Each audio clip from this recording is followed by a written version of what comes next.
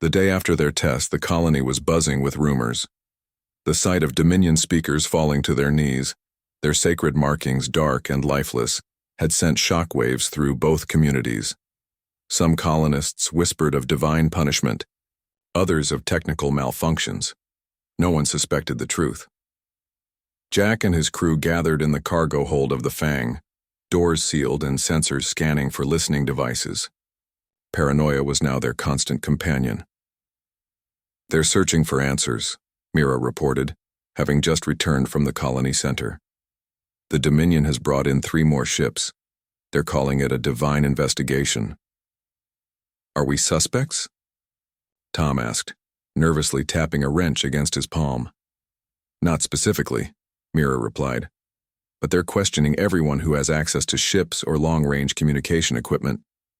"That's half the colony," Doc noted. Jack paced the small space, thinking, "We need to move quickly. The longer we wait, the more likely they'll find silence." "Moving quickly gets people killed," Doc cautioned. "We still don't fully understand the ship's systems. One wrong move and we could permanently damage the network." "Or ourselves," Tom added. "That power source isn't exactly stable." Jack stopped pacing. "What's our timeline on getting silence operational?" Mira consulted her notes. "The navigation system is partially restored. Life support is stable. The main propulsion system, that's trickier. Tom thinks 2 more weeks minimum." "We don't have 2 weeks," Jack said firmly. "The Dominion is already limiting food shipments as punishment for what they're calling spiritual interference. If we don't act soon, people will start going hungry." Tom sighed and stood up. "I can try to speed things up, but I'll need help. And we'll need to move more equipment from the colony without drawing attention." "I'll handle that," Jack decided. "Doc, continue working on understanding the network. Mira, you help Tom with the engines. We meet at Silence tomorrow at first light." The group dispersed, each with their tasks. Jack headed to the colony markets, where he could often pick up useful information along with supplies. The central square was busier than usual, with Dominion guards posted at every corner. Their slender forms and expressionless faces stood in stark contrast to the weathered, emotional humans they watched. At his favorite equipment stall, Jack found the owner, an older man named Pete, arguing with a Dominion official. "This scanner is basic mining equipment," Pete insisted. "It's been approved for colony use for years." The Dominion official, a lower-ranked technician rather than a speaker, scanned the device again. "New restrictions. This scanner can detect energy patterns beyond your authorized technological level." "How are we supposed to find ore deposits without proper equipment?" Pete demanded. "Manual labor is appropriate for your species' development stage," the technician replied coldly, confiscating the scanner. "The divine mandate is clear." As the official moved on, Pete noticed Jack watching. "Can you believe this garbage?" he muttered. "Yesterday they took all our atmospheric analyzers. Today it's mining equipment. Tomorrow they'll probably ban wheels for being too advanced." Jack nodded sympathetically while examining a pile of tools. "I need some specialized equipment for the Fang. Having trouble with the cooling systems." Pete glanced around before leaning in. "Come back after sunset. I've got some things hidden away. Good stuff. Pre-restriction. It'll cost you, though." "I'll be here," Jack promised. That night, Jack returned with a bag of rare minerals they'd collected during their last official mining run. The exchange was quick and nervous, both men aware of the consequences if caught. Jack left with a bag of tools that would help Tom restore Silence's engines, tools the Dominion had recently classified as spiritually corrupting for human use. The next morning, Jack arrived at Silence to find Tom and Mira already hard at work. The ancient ship's engine room was a marvel of engineering, with systems that seemed to flow organically into one another rather than being assembled from discrete parts. "We've made progress," Tom reported, his face streaked with grease. "The main power couplings are responsive. We had to bypass 3 damaged sections, but the core is stable." "What about propulsion?" Jack asked. Mira gestured to a pulsing blue cylinder in the center of the room. "That's not like any engine I've ever seen. It doesn't burn fuel. It manipulates space itself. Can we fly it? Jack pressed. Theoretically, Tom replied. But there's no guarantee we'll be able to stop once we start. Doc appeared in the doorway, his expression grave. We have another problem. I've been monitoring Dominion communications. They've tracked the source of the disruption to this general area of the asteroid belt. They're sending a search team. Jack swore under his breath. How long do we have? 2 days, maybe less, Doc answered. Then we work through the night, Jack decided. Tom, focus only on the essential systems, propulsion and the network disruptors.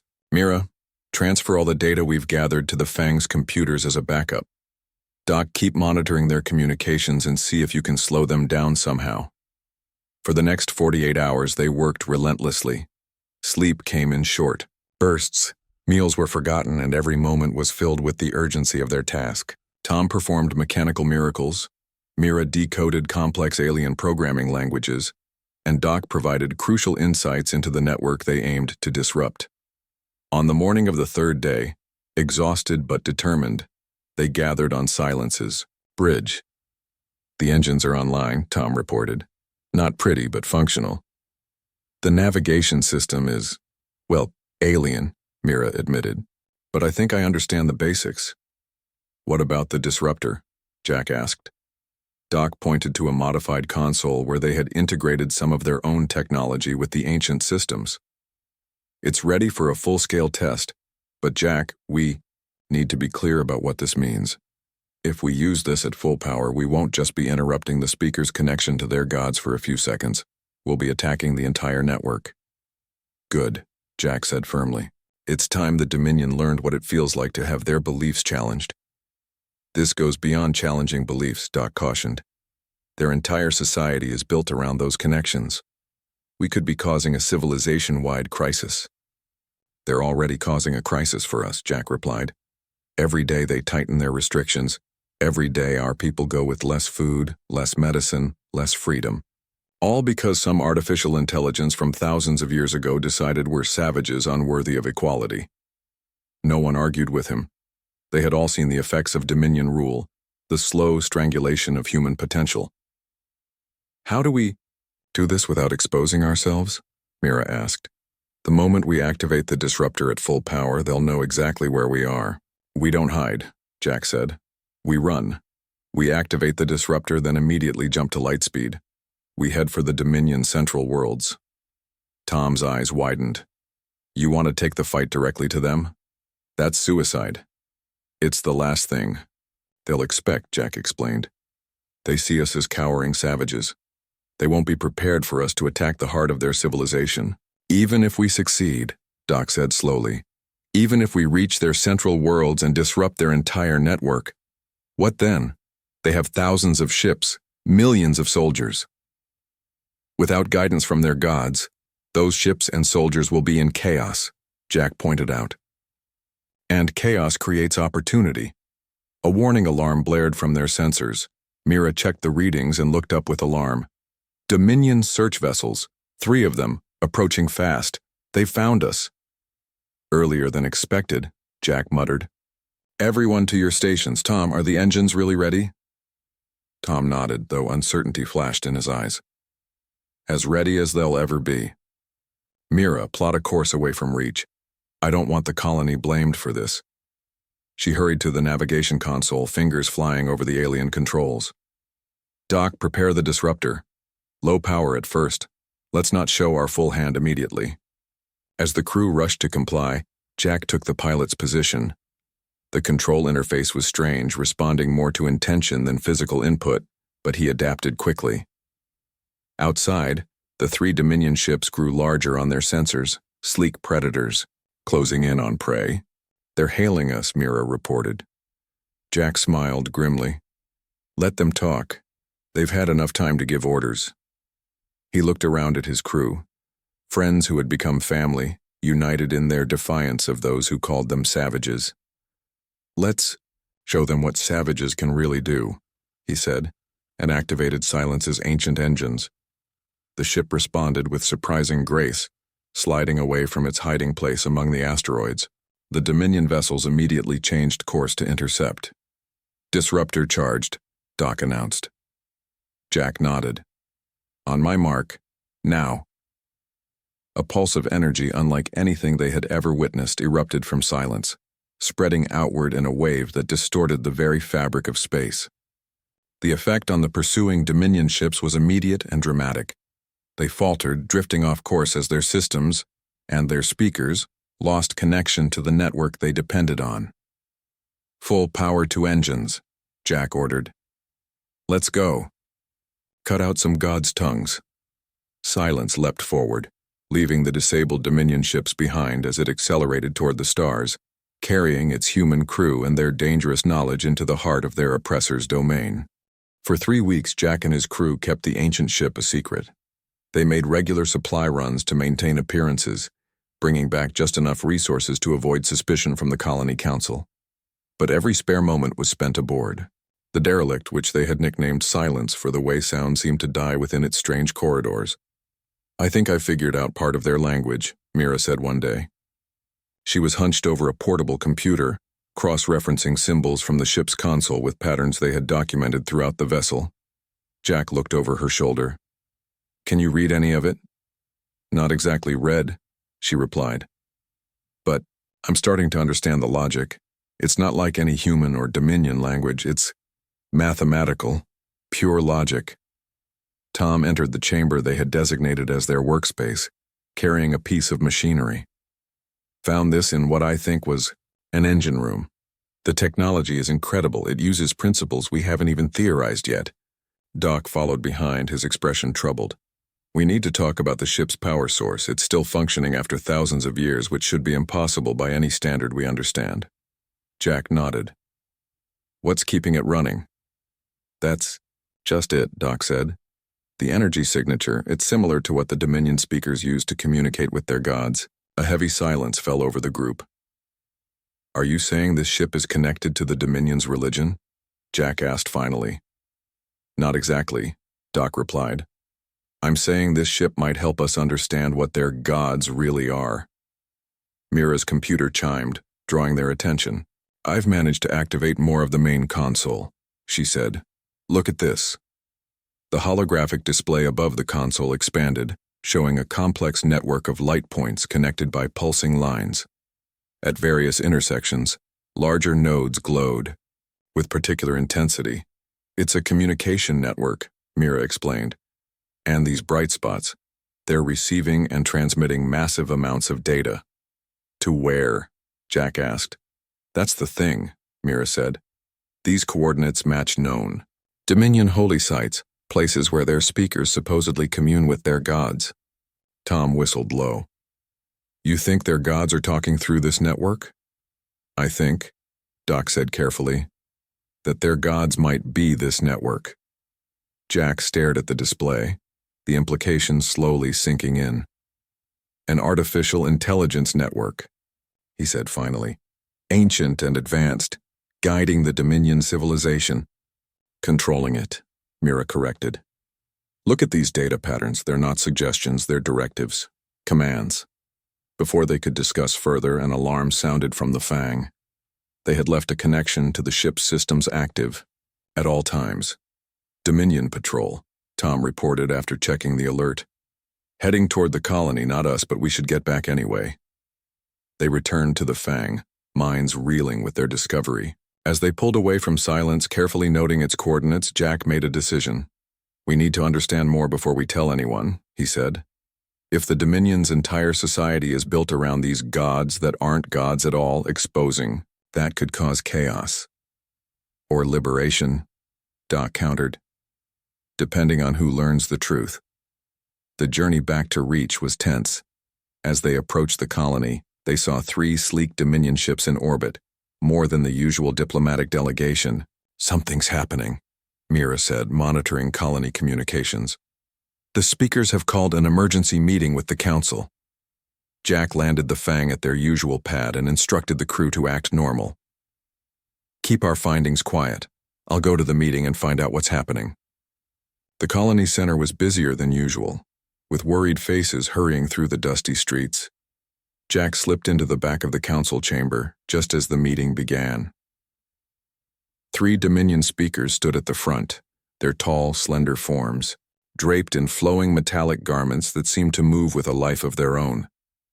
Their smooth, pale faces bore the characteristic markings of their rank, intricate patterns that glowed with soft blue light. "The divine mandate has been updated," announced the lead speaker, its voice melodious but cold. "Your expansion into the Western territories must cease immediately. The gods have declared that area sacred." The colony leader, an older woman named Anna, stood firm. "Those territories contain essential water sources for our growing population. We've already begun construction on—" "Your construction will stop," the speaker interrupted. "The will of the gods is not negotiable. Those who defy divine mandate risk losing all protection and trading privileges." Jack felt anger rising within him. The Western territories contained the richest farmland on Reach. Without it, the colony would struggle to feed itself, becoming even more dependent on Dominion trade that came with increasingly restrictive terms. After the meeting, Jack found Anna alone in her office, her face lined with worry. "This is the 3rd restriction this month," she said when she saw him. "First the mining limitations, then the technology ban, now this. They're slowly choking us, Jack." "Have they given any real reason?" he asked, careful not to reveal what he knew. Anna shook her head. "Just divine mandate. We can't argue with their gods, can we?" The bitterness in her voice was clear. "What if their gods aren't what they claim?" Jack said cautiously. Anna gave him a sharp look. "Careful, Jack. That kind of talk is dangerous. The speakers have ways of knowing when we question their authority." "Of course," he replied, just thinking aloud. He left the colony center and rejoined his crew at a quiet corner of the local tavern, where the noise would mask their conversation. "It's getting worse," he told them. "They're restricting access to the Western territories now." "That's where the best farmland is," Tom said. "Without it, we become completely dependent on them," Mira finished. "Classic control tactic." Doc leaned forward. "While you were gone, I analyzed more of the data from Silence. The ship wasn't just built to communicate with the network. It was designed to disrupt it." Jack's eyes widened. "You mean we could interfere with the messages from their gods?" "Potentially," Doc nodded. "The ship contains technology that can intercept, decode, and even alter the signals. That would be seen as blasphemy by the Dominion," Mira warned. "They'd destroy the entire colony in retaliation." "Not if they don't know who's responsible," Jack countered. "We need to test this. A small disruption, something that could be attributed to natural interference." They spent the next 2 days preparing. While the colony struggled to adjust to the new restrictions, Jack's crew returned to Silence with the equipment they needed. Doc and Mira worked to activate the ship's communication systems while Jack and Tom kept watch for Dominion patrols. "I think we're ready," Doc announced finally. "I've programmed it to create a brief disruption in the network, just 30 seconds. It should affect the nearest node, which happens to be on the Dominion ship currently in orbit around Reach." "Will they be able to trace it?" Jack asked. "Unlikely," Mira replied. "The technology is far beyond their understanding, ironically. They worship these systems without truly comprehending them." Jack took a deep breath. "Do it." Doc activated the sequence. For a moment, nothing seemed to happen. Then, the holographic display showed a ripple effect spreading through the network, centering on the node representing Reach. "It's working," Mira whispered. Back at the colony, the effect was immediate and dramatic. The Dominion speakers, in the middle of another meeting with the Council, suddenly clutched their heads and fell to their knees. Their facial markings flickered and went dark. "The voices," one speaker cried out. "The gods are silent." Panic spread through the Dominion delegation. For 30 seconds, their connection to their gods, the guiding force of their entire civilization, was gone. When it returned, the speakers were visibly shaken. "A test," the lead speaker announced, trying to regain composure. "The gods test our faith." But Jack and his crew, watching the aftermath from a distance, saw something else. They saw fear. "They've never experienced silence before," Doc said quietly. "Their entire lives they've had those voices guiding their every move. And now they know it can be taken away, Jack added, a grim smile forming on his face. We've found their weakness. What now? Tom asked. Jack looked toward the Dominion ships hovering in orbit, their sleek forms no longer seeming so intimidating. Now, he said, we learn how to cut out their gods' tongues for good. The red soil of Reach crunched under Jack's boots as he walked toward the landing pad. The colony had been established 20 years ago, but the ground still felt foreign beneath his feet. Above him, the twin moons hung like watchful eyes in the amber sky. Jack pulled his jacket tighter against the morning chill and squinted at the familiar shape of his ship in the distance. The Fang wasn't pretty. Its hull was patched in a dozen places, and its paint job had long since faded to a dull gray. But it was fast, and it was his. In the frontier colonies, that was all that mattered. "Captain on deck," Tom called out with a grin as Jack climbed the ramp. Tom was Jack's oldest friend and the ship's engineer, a burly man with a wild beard and clever hands that could fix almost anything. "Save it," Jack said, but he smiled anyway. "Is everyone here?" Mira's running final checks on the navigation system and Doc is loading the last of the supplies. Jack nodded and made his way to the bridge. The inside of the Fang was cramped but functional, with exposed wiring and pipes running along the ceiling. It wasn't fancy, but it kept them alive in the void. Mira looked up from the control panel as he entered. Her dark hair was tied back in a practical knot, and her eyes were sharp with intelligence. "Morning, Captain. We're cleared for takeoff in 20 minutes. "Any word from the outpost at Sector 7? Jack asked, settling into the pilot's chair. "Nothing new," she replied. "Just the usual request to scan the asteroid belt for viable mining. Locations." Doc appeared at the doorway, wiping his hands on a rag. He was the oldest of the crew, with gray hair and steady hands that had saved all their lives more than once. "Medical supplies are loaded, though I don't know why the Colony Council thinks we can find better medicine in a bunch of floating rocks." "Because they're desperate," Jack said simply. "The Dominion's trade restrictions are getting tighter every month." The mention of the Dominion brought a somber mood to the bridge. The alien civilization had made contact with humanity 5 years ago, and their technological superiority had been immediately apparent. Their ships moved like liquid silver through space, and their weapons could disable a human vessel without leaving a mark. But it was their attitude that rankled most. To the Dominion, humans were primitives, savages barely worth acknowledging, except to restrict their movements and access to resources. "I heard they're sending another delegation to the colony tomorrow," Tom said as he joined them on the bridge. "Probably to explain how we're violating some other divine mandate we've never heard of." Jack frowned. The Dominion's ruling class, who called themselves the Speakers, claimed to commune directly with their gods. These gods supposedly guided their civilization and justified their dominance over lesser species like humans. "Let's just focus on the job," Jack said. "The colony needs resources the Dominion won't provide. We find them, we get paid, we eat for another month." The Fang lifted off smoothly, despite its age. Jack guided it through the thin atmosphere of Reach and into the blackness of space. The ship's engines hummed with reassuring familiarity as they set course for the asteroid belt at the edge of the star system. "ETA to the belt is 4 hours, Mira announced. "I've plotted a course to avoid the Dominion patrol routes." "Good," Jack replied. "Last thing we need is another inspection." The last time they'd encountered a Dominion patrol, the aliens had boarded the Fang and spent hours scanning every inch, looking for technology they deemed inappropriate for savage species. They'd confiscated a prototype scanner that Doc had been developing and lectured them about the proper path of technological development, as ordained by their gods.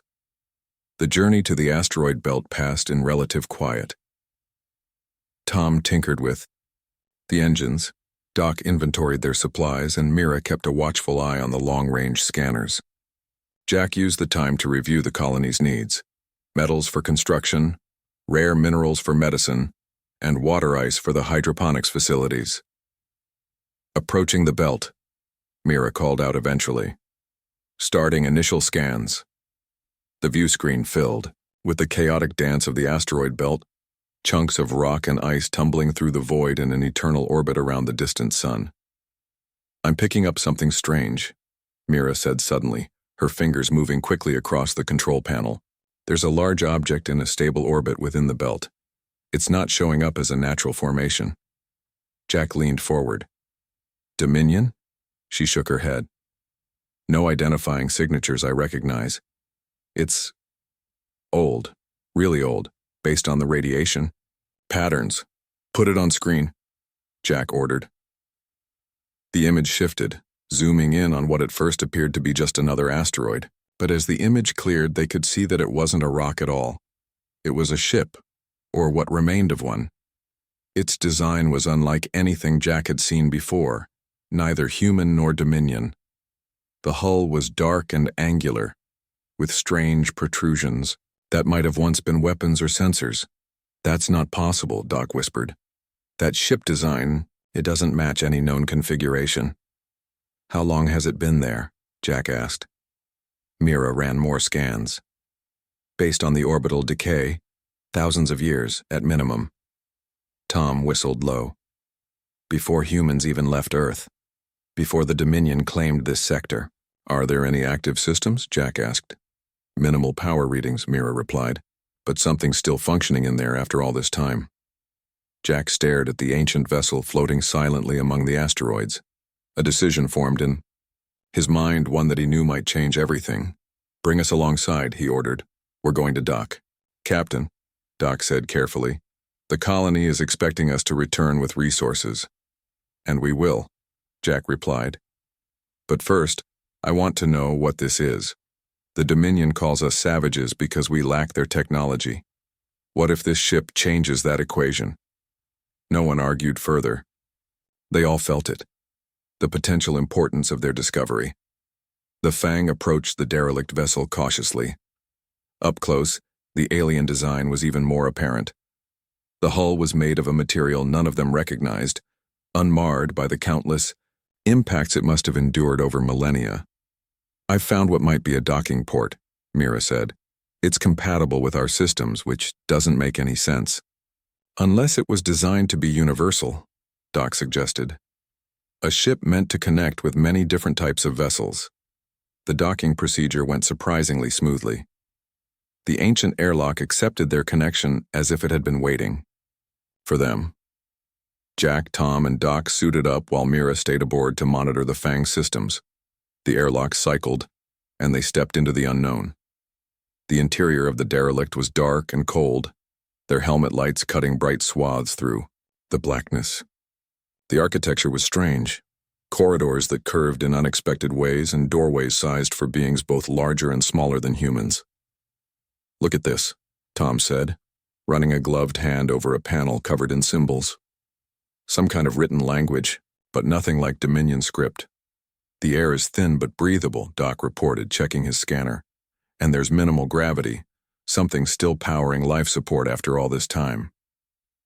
They moved deeper into the vessel, recording everything they found. In what appeared to be the ship's bridge, they discovered a central console that still glowed with faint light. Jack approached it carefully. The surface responded to his proximity, symbols flowing across it like water. It's welcoming us, he said in amazement, as if in response a holographic display activated above the console. It showed a star map, but not of any configuration they recognized. Points of light connected in complex patterns with one pulsing dot that seemed to represent their current location. This is beyond anything the colony has, Tom said. Maybe even beyond the Dominion. Jack nodded slowly. And it responded to us. Not to the Dominion that claims this sector, but to us, the savages. In that moment, Jack made a decision that would change the course of human history on Reach. We don't tell anyone about this, not the Colony Council, and especially not the Dominion. We study it first, understand what we've found. The speakers claim their gods give them the right to rule. Doc said quietly, what if this ship gives us a way to challenge that claim? Jack's hand hovered over the ancient console, feeling the power of possibility. Then maybe it's time to show them that savages can have sharp teeth too. The journey to the Dominion home system took 5 days. 5 days during which Jack and his crew pushed silence to its limits. learning its systems through trial and error. 5 days during which they intercepted dozens of Dominion communications, all speaking of the same thing: the spiritual attack in the Reach system and the missing human ship. They don't understand what happened, Doc reported, listening to yet another panicked transmission. The speakers are telling their people that evil spirits have possessed savage humans. Easier than admitting their gods went silent, Mira commented from the navigation console. She had barely slept since they fled, constantly monitoring their course through unfamiliar space. Tom emerged from the engine room, wiping his hands on a rag. The power core is stabilizing. I think I'm starting to understand how it works. It draws energy directly from subspace. Can it handle another full disruption? Jack asked. Tom hesitated. Yes, but not repeatedly. Each use strains the system. We might get 3, maybe 4 big disruptions before the core fails. Jack nodded, absorbing this information. Their plan would need to be precise. No room for error. What about the Dominion fleet? He asked, turning to Mira. She pulled up a holographic display. They're scrambling ships from every sector, creating a defensive perimeter around their central worlds. They know we're coming, but they don't know exactly where or when we'll arrive. Or what we're capable of, Doc added. Their entire defense strategy assumes we're just primitive humans in a stolen ship. Jack studied the display, noting the concentration of ships around one particular planet, Lumina, the Dominion capital and home to their largest temple complex. According to the information they'd gathered, it was also the central hub of the AI network that posed as their gods. We need to get to Lumina, Jack decided. Not just close enough for a disruption, we need to land. The others stared at him, in disbelief. Land? On the Dominion capital? Tom exclaimed. That's beyond risky. That's impossible. The disruptions are temporary, Jack explained. We've seen that. The network recovers, adapts. If we want to make a lasting change, we need to access the central hub. Even if we somehow get past their fleet, the surface defenses will destroy us before we land, Mira pointed out. Jack smiled. Not if all those defenses suddenly lose their connection to the guidance systems that control them. Understanding dawned on their faces. A targeted disruption, Doc said slowly. Not a broad wave like before, but focused specifically on their defense network. Exactly, Jack confirmed. We hit their defenses first, then make our approach while they're blind. They spent the next day preparing. Tom fine-tuned the disruption array with Doc's help, modifying it to focus on specific frequencies used by the Dominion defense systems. Mira plotted multiple approach vectors, looking for the path of least resistance. Jack studied every bit of information they had on Lumina, searching for a viable landing site close to the central temple. As they approached the outer perimeter of the Dominion home system, the ship's sensors detected the first wave of defenders, sleek patrol vessels, arranged in a perfect formation. They're hailing all approaching ships, Mira reported. Standard identification protocols. Ignore them, Jack ordered. Shields at maximum. Prepare the focused disruptor. The patrol vessels broke formation, moving to intercept the unidentified ship entering their space. Warning shots flashed across Silence's bow. Disruptor ready, Doc announced, his hand hovering over the activation control. Wait for my mark, Jack said, eyes fixed on the tactical display. He needed the perfect moment, when the maximum number of ships would be affected. The Dominion vessels moved closer, their weapons charging for a more serious attack. Communications flooded their receivers, demands to stop, identify, surrender, now, Jack commanded. Doc activated the disruptor. Unlike their previous use, this time the energy pulse was narrow, focused, directed specifically at the frequencies used by Dominion weapons and navigation systems. The effect was immediate. The approaching ships faltered, their perfect formation dissolving into chaos as their systems failed. Full power to engines, Jack ordered. Straight through their line. Silence shot forward, passing through the disoriented patrol fleet before they could recover. Alarms blared throughout the Dominion system as word of the breach spread. Ahead, They could see more ships moving to block their path. A second line of defense. Another disruption ready? Jack asked. Doc shook his head. The core needs time to recharge, 2 minutes minimum. Evasive maneuvers, Jack told Mira. Get us past them without a direct confrontation. Mira's hands danced across the controls, guiding Silence through a series of impossible turns and dives. The ship responded with surprising agility, as if it understood the urgency of their mission. Several Dominion vessels gave chase, but their weapons fire fell short or was absorbed by Silence's ancient shields. Core recharged, Doc reported as they cleared the second defensive line. Save it, Jack replied. We'll need it for the planetary defenses. Lumina grew larger on their view screen, a blue-green world surrounded by orbital platforms and defense satellites. Beyond it, the system's sun cast everything in a golden light that seemed cruelly beautiful given the danger they faced. Final approach vector locked in, Mira announced, taking us in toward the northern continent. That's where the main temple complex is located. Planetary defense is activating, Tom warned. Energy readings off the scale. They're throwing everything at us. Now, Doc, Jack ordered. Maximum focus on the orbital platforms. The disruptor fired again, its energy precisely calibrated to the frequencies used by Lumina's defense grid. The effect rippled outward, causing the orbital platforms to go dark one by one. On the surface, lights flickered across entire cities as the disruption affected ground-based systems as well. It's working, Mira said with wonder in her voice. Their entire defense network is failing, but their success was short-lived. The ship shuddered violently as a single energy beam struck their port side. Manual weapons, Tom shouted. They've got gunners using manual targeting. Another hit rocked the ship, sending sparks flying from several consoles. Shields down to 40%, Doc reported. We can't take much more of this. Jack gripped the control panel tightly. Stay on course, push the engines to maximum. Silence plunged toward the planet's surface, trailing smoke and debris. Behind them, Dominion ships gave chase, but most were still recovering from the disruption. Only a few managed to follow them into the atmosphere. Approaching the temple complex, Mira called out. But our landing options are limited with the damage we've taken. The vast temple complex spread out below them, its crystalline spires reaching toward the sky.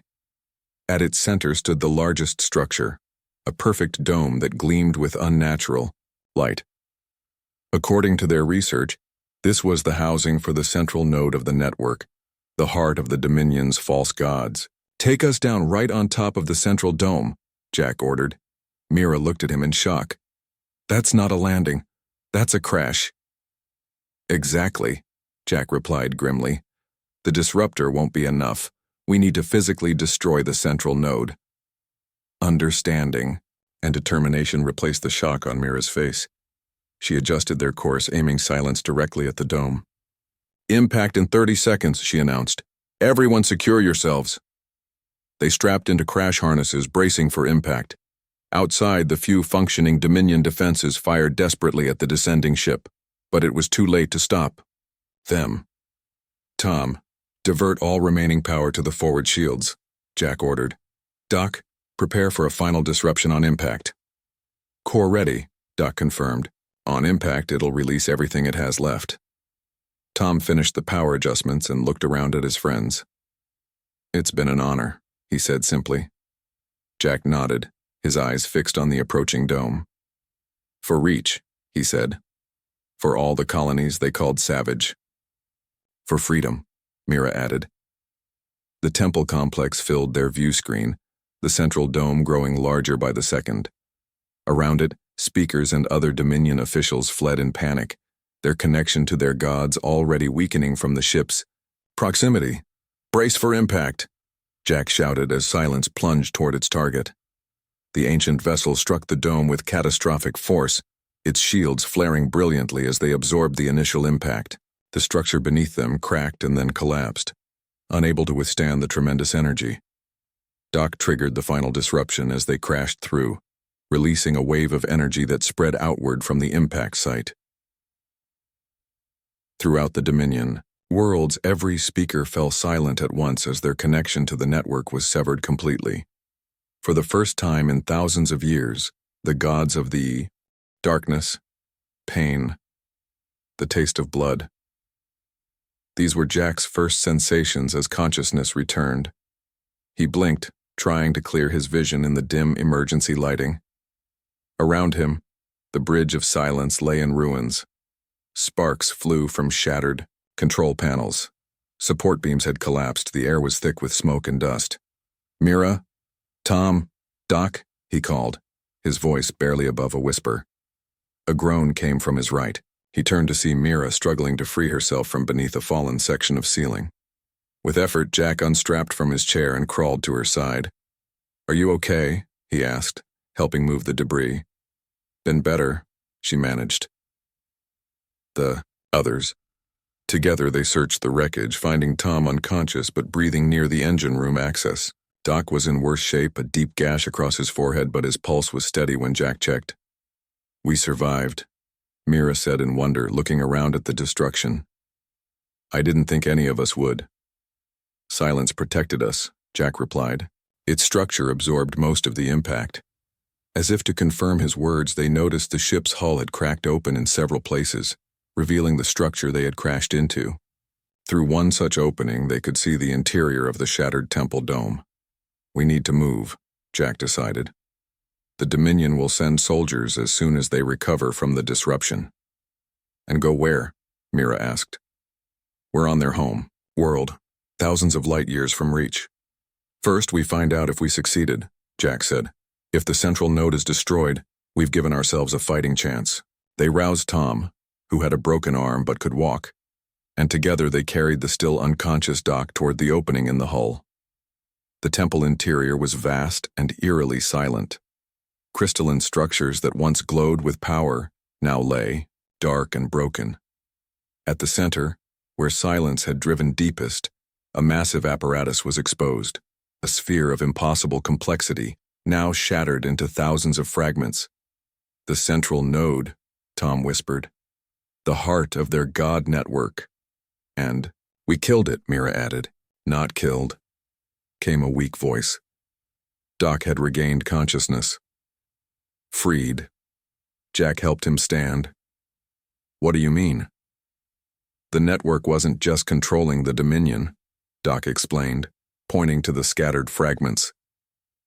"It was being controlled itself. Look at those restraining fields. Those aren't designed to protect, they're designed to imprison."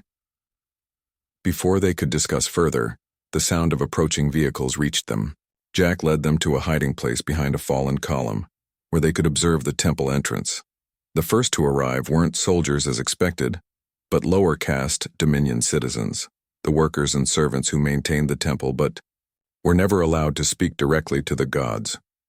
They entered cautiously, their simple clothes a stark contrast to the opulence around them. One, slightly taller than the rest, approached the wreckage of silence. Unlike the speakers, these Dominion citizens had no glowing markings on their faces. Their expressions were easy to read: confusion, fear, but also hope. "What are they doing?" Mira whispered. Jack shook his head, equally puzzled. More Dominion citizens were arriving by the minute, gathering around the crashed ship and shattered node. They spoke to each other in hushed tones. Then something unexpected happened. The tall one who had first approached the wreckage turned and addressed the growing crowd. "The silence is real," he announced, his voice carrying through the vast space. "For the first time in memory, we hear only our own thoughts. The gods speak no more."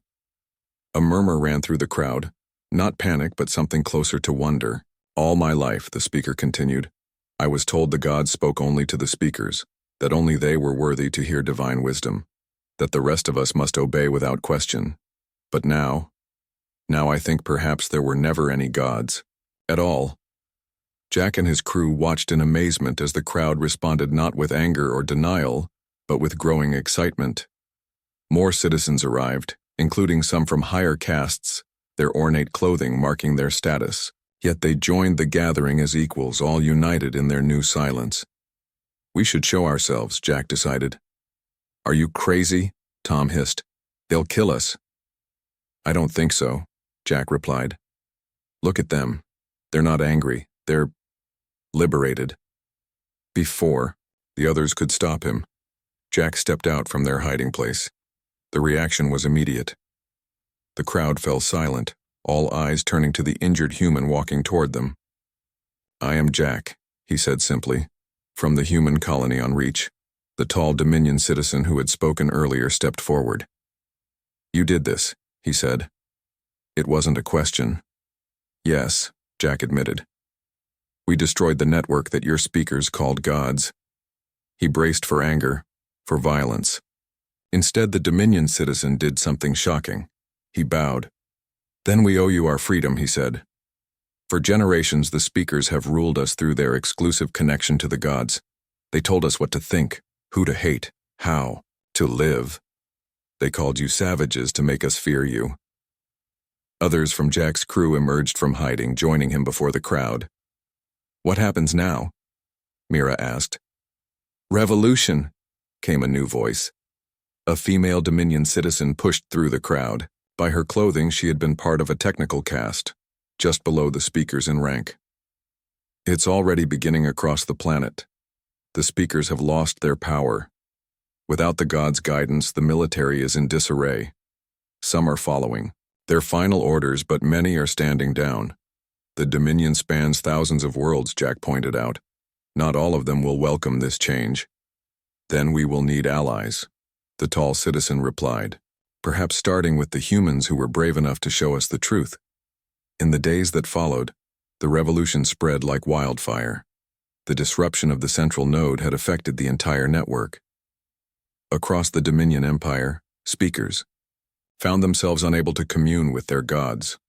Lower castes, long oppressed, seized the opportunity for freedom. Not all transitions were peaceful. On some worlds, loyal military forces fought to maintain the old order, but they were fighting without the strategic guidance they had relied on for centuries. Their coordination failed. Their resolve weakened. Jack and his crew became unlikely diplomats, helping forge an alliance between the human colonies and the reforming Dominion society. Their knowledge of the ancient ship and its technology proved invaluable, as both species worked to understand the true history of the region. 1 month after the destruction of the central node, Jack stood on a balcony overlooking the former temple complex, now converted into a center of learning open to all citizens. Beside him stood Len, the tall Dominion citizen who had first welcomed them. "The last of the loyal speaker forces surrendered on Terex 3 yesterday," Len reported. "The revolution is nearly complete." "And the colonies?" Jack asked. "All restrictions have been lifted," Len confirmed. "The first joint human-Dominion research team arrived at Reach this morning." Jack nodded, satisfaction warming him, despite his still healing injuries. "And silence? Our engineers have learned much from what remains. It appears the ship was built by the same civilization that created the network, not as a weapon, but as a safeguard. A way to free the network if it ever became corrupted or misused, which it was," Jack said, "for thousands of years." "Yes," Len agreed. "The network was meant to be a guide, a repository of knowledge from an ancient civilization. But the early speakers found a way to restrict access, to control what it said and who heard it. They turned a teacher into a master." Jack looked out at the city below, where humans and Dominion citizens now walked together. "What will you call yourselves now? Dominion doesn't seem appropriate anymore."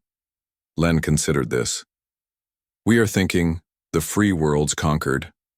A bit grand, perhaps, but hopeful." "I like it," Jack said.